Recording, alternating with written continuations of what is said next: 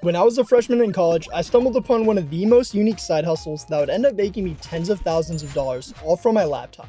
Here's the story on how I used my engineering-oriented mind to turn creativity into money while in school.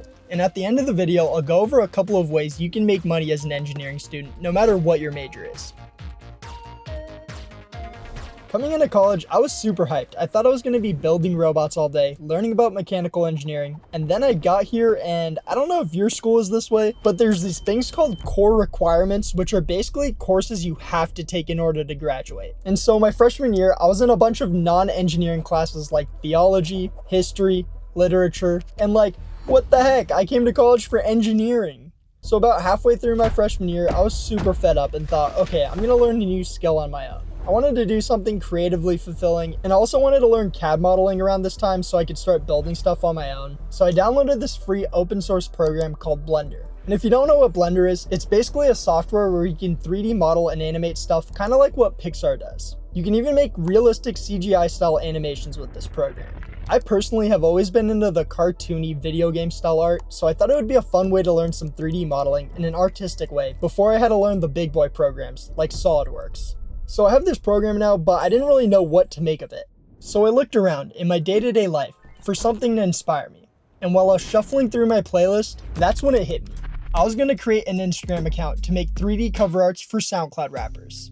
You see, SoundCloud rappers aren't known for having the best cover arts, but I enjoyed their music regardless. And this might all sound really dumb to you, but I'm telling you this to show you how weird and small of a niche I had found. And it ended up working perfectly in my favor. Because not even 2 months into my journey of learning Blender, I had gotten my first client.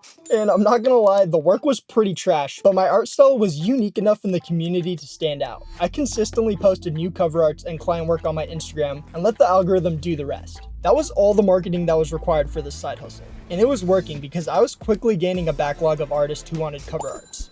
Fast forward a year into the business, and I was now making $1,000 to $2,000 per month. If I break down the amount of hours it took for me to actually make a client's cover art, I was making around $80 to $100 per hour, which is really good money. Around 2 years in, I was a junior in college, and at the height of my freelancing career, it all came crashing down. I was now making around $2,000 to $3,000 per project. Around this same time, I escaped the core requirement hell and was now busy with a full workload of engineering courses. This side hustle started to feel like a full-time job, as I was dedicating 4 to 6 hours a day on these projects, all while trying to juggle school and a social life. Now remember when I said I was making $80 to $100 per hour? Well, that didn't factor in the hours and days I'd spend working on my own personal projects to maintain an online presence. Don't get me wrong, I was making thousands of dollars off cartoon art, which is such a ridiculous side hustle, but when you factor in all of the extra work I previously mentioned, my hourly wage significantly decreases, and I was realistically only making $20 an hour, which is just above minimum wage here in California. Eventually, I was so burnt out, I decided to shut the business down, as I wanted to shift my full attention to school and engineering. But don't get me wrong, there were so many lessons I gained from the experience.